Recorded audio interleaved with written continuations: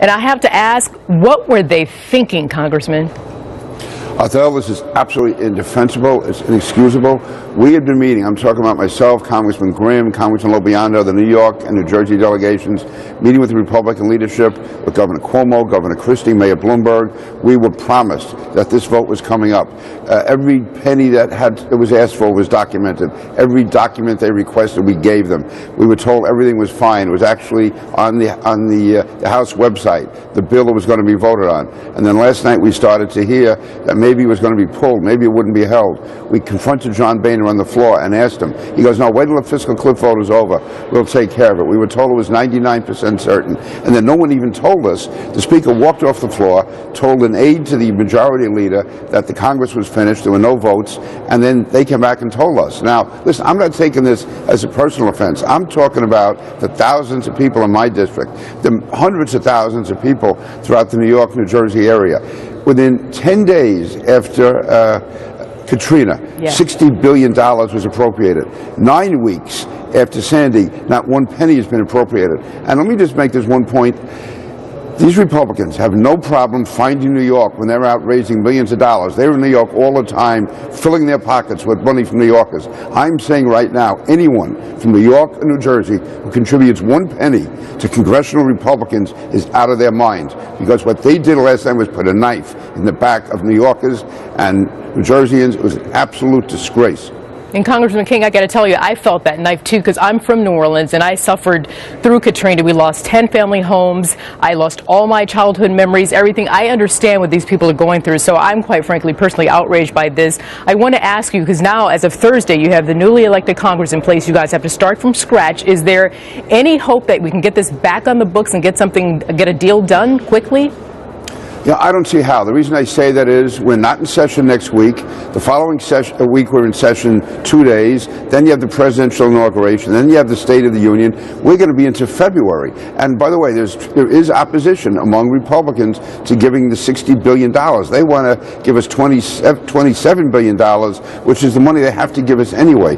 So last night was really the chance to get it through. That was the arrangement that was made. We played by the rules. We did everything they asked us to do. Governor Cuomo, I was talking to him last night. He's outraged. Governor Christie is outraged. Mayor Bloomberg is so disappointed in what happened here. And again, we're not looking for anything. All we're saying is treat us the same as everybody else that's been treated. And why the Republican Party has this bias against New York, this bias against New Jersey, this bias against the Northeast. They wonder why they're becoming a minority party, why we're going to be a party of the permanent minority. What they did last night, it was so immoral, so disgraceful, so irresponsible. They're supposed to be the party of family values, and you have families that are starving, families that are suffering, families that are spread all over, living in substandard housing. This was a disgrace. They are inexcusable, and they've had it. As far as I'm concerned, I'm on my own. They're going to have to go a long way to get my vote on anything. Well, I mean, I really share and feel your pain, and I want to believe that something. I know you said it's not going to happen right away. Any upside that anything can happen before February? Anything? I mean, I know at one point, pardon me, that they were talking about that $27 billion, at least temporary relief, but that's off the table too, though, right?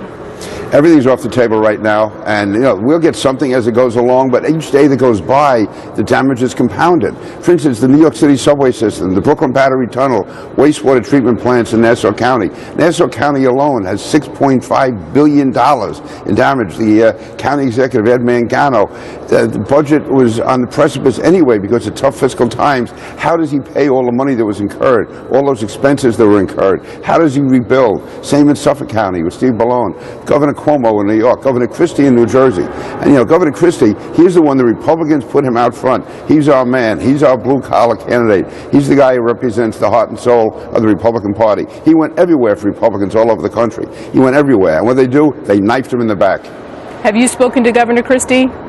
I spoke to Governor Christie last night, and I'm not, doing the production work for your television show. You want to get a good person on to explain this? Governor Christie. He went through this day in and day out with us for the last week when everything was planned. He did everything he was asked to do. Everything he was asked to do, he got in the most detailed documentation, as did Governor Cuomo, as did Mayor Bloomberg. Then I hear them saying that there was pork in there, there was this. Whatever that was in there that they didn't want, that was put in by the Senate, we took out. That was a streamlined bill last night, and they just took it off the floor. If they had even told us why, instead they snuck off in the dark of night.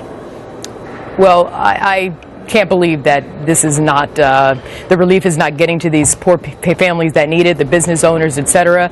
Congressman Peter King, I applaud you in your efforts to keep fighting for the people, because that's what it's about. It's not about politics, it's about those people. Thank you so much.